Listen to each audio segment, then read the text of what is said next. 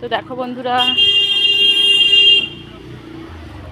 তো আমি আমার মেয়েকে নিয়ে হসপিটালে আছি। তো তোমার দাদাভাই বাড়ি যায় সারাদিন, সন্ধেবেলায় আসে হসপিটালকে ছোট মেয়েকে নিয়ে।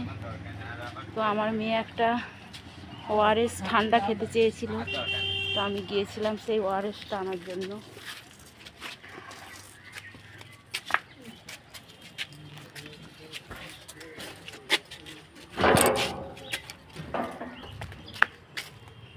তোমরা সবাই কেমন আছো বন্ধুরা?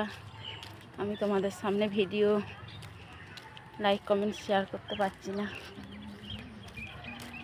তার জন্য তোমাদের কাছ থেকে ক্ষমা চেয়ে নিচ্ছি বন্ধুরা। আমি আমার বড় মেয়েকে নিয়ে হসপিটালে এসেছি।